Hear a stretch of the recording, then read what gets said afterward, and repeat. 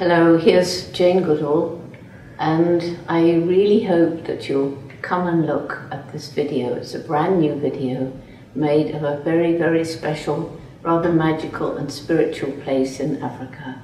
It's about my son, and it's about his relationship with a man we call the Hippo Whisperer, who has this extraordinary connection with wild hippos in a very, very beautiful pool.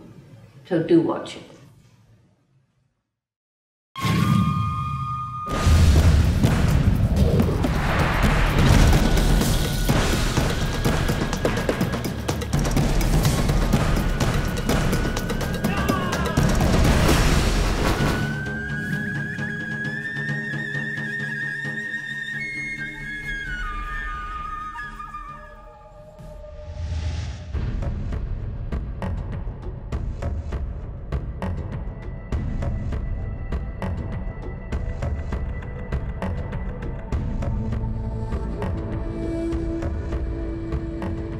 Africa has no shortage of powerful, awe-inspiring animals.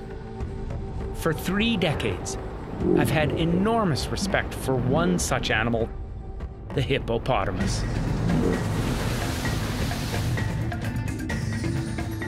"20 years ago, I had the opportunity to get up close and personal to a hippo. It happened while my wife Dee and I were on a 12-day solo canoe trip, and the unexpected happened. We were attacked.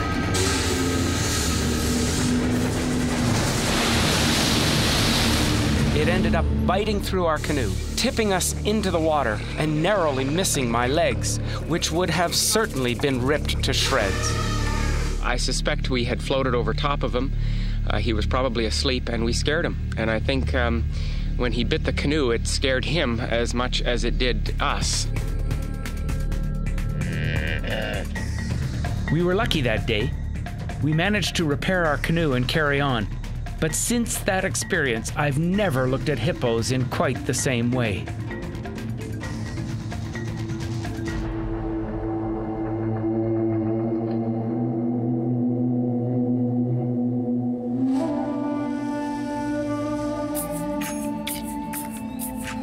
I've returned to Africa for a different kind of hippo experience. I've heard about a sacred hippo pool where you can have a spiritual experience with hippos.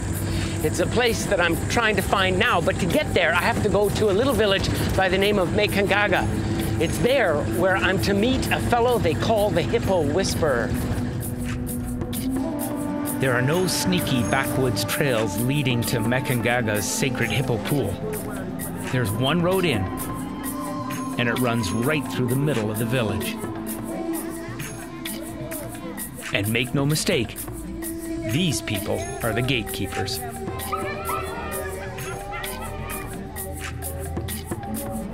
I think I see who I'm supposed to meet, up just ahead. Hello, greetings, Yohaya. Very, very pleased to meet you.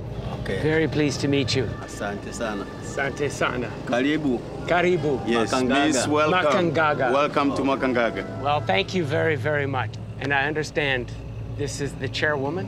This is the chairwoman Mwenyekiti. of the village. It's the chairwoman of the village, Makangaga. Chairwoman of Makangaga. I'm very pleased to meet you. He said that Amenishi allow you to do wherever you want. Oh, that's fantastic. Thank you very, very much. That's great. It looks like we are good to go. With official permission from the village, we continue our journey. The road in is brutal, and for the first while, passes through a rugged landscape. But then, out of nothing, the landscape blossoms, appearing before us, an oasis.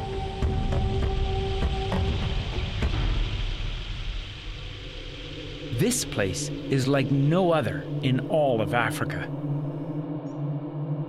Here the shade deepens, the air cools, the sounds change. It's like a journey to Middle Earth. The truck can only take us so far. For the final approach, we walk. I'm joined by Yahya and a fellow simply known as Grub. Grub is working with the villagers on ways to protect the pool. And if the name Grub rings a bell, well, it should. Despite being born and raised in the wilds of Africa, Grub had a high-profile childhood.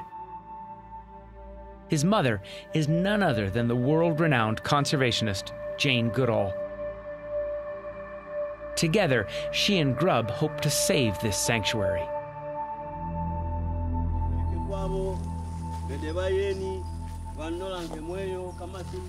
From the very first time I came here, I felt this special connection with the place here.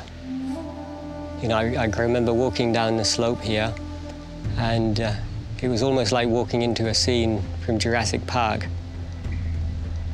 You know, with the trees and the vines and the pool. There was something very magical and almost mysterious about this place that I fell in love with immediately. We are now getting very close to the pool. He's communicating with the hippos. He's letting them know that he's on his way down to the edge of the pond. Then, something magical happens. Gosh. They're answering him.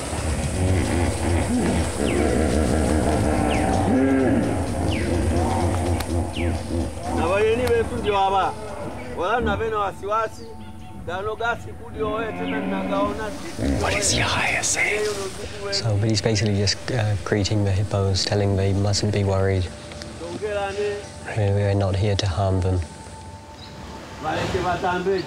There's no doubt about it. They're surfacing and looking at him and listening to him.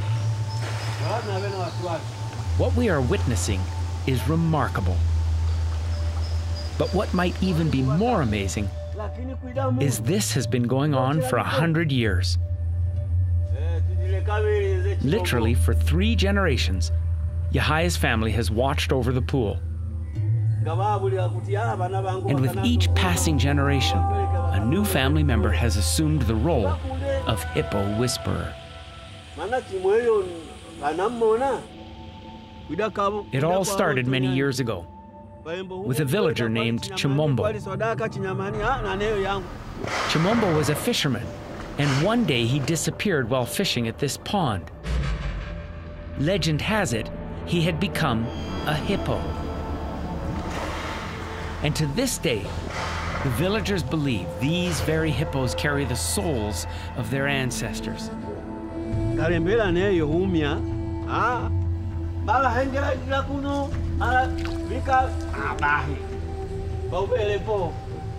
There's something happening here. It's taking my understanding of hippos and their relationship with us a little bit deeper. It's a remarkable indication of the kind of spiritual connection that the local people have here with the hippos, and I find it fascinating. Toka patandi mama tuongezi neyo ni mona mwana ni mwene mununi anze chimombo ndo mwene pana.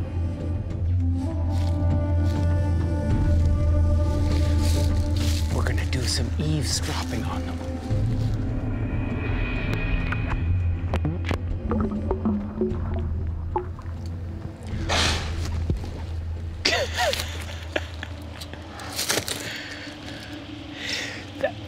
That exhalation was one of their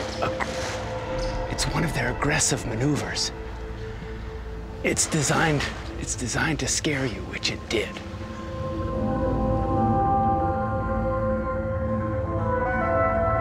The underwater life of hippos is extraordinary. To see their beautiful, graceful movements almost resembles that of a whale. Which isn't much of a stretch, because whales are hippos' closest living relative. This is a world we rarely see or hear. But if you listen closely, it's a world full of song.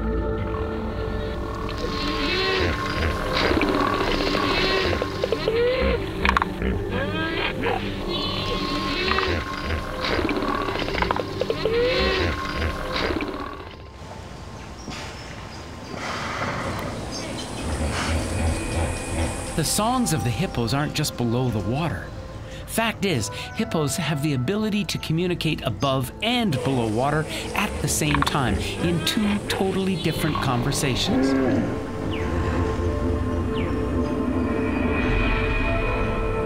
And their hearing is no less remarkable. Often we see hippos in this common pose, eyes and ears just above the water. One reason is because they are listening, not just with their ears, but also underwater with their jaws. Oh, look at this. Hippos not only live here, but they die here too. Now this is a small hippo, but it shows in a perfect way how flat their heads are and how the orbits, how the eyes are located above the water. So when they surface, they expose the minimal amount above the water. And when I flip it over under here too, I can see where the ear attachments are.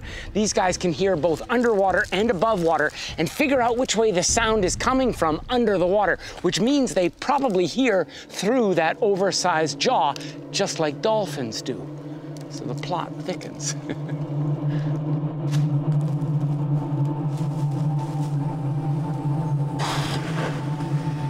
So it makes me wonder, with such complex wiring for communication, can hippos actually understand what we are saying? Or perhaps the bigger question, what does Yahaya know that we don't? This morning I heard Yahaya when he was talking to the hippos, and I heard him saying to the hippos how the world is changing and that they must expect new visitors now, and that they mustn't be worried because the new visitors, by them coming here, they will be helping to protect the area. I've seen so much of so many beautiful places in Africa destroyed because of development. And hopefully for our intervention, we can help to prevent this. So Yahaya is gradually introducing the hippos to the idea that, you know, the world is changing and they must also now accept some visitors to the area. And that this is very important if they want to be basically saved.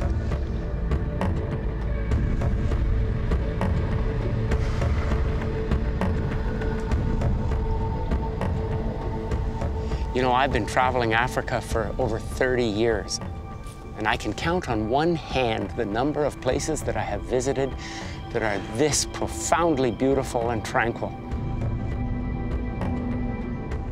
And it just fills me full of that understanding of the need to make sure places like this don't disappear. And I guess if I was to think about what the hippo whisperer might say, Ze, Chimombo, Chimombo, Habari. Habari. And Chimombo means hippo. Yeah. Ah. Thank you very much. Oh.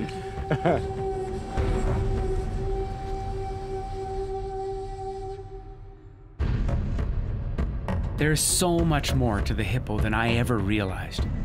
And the next time I'm canoeing down an African river, I'll stop and think of Yahaya and listen to the songs of the hippo.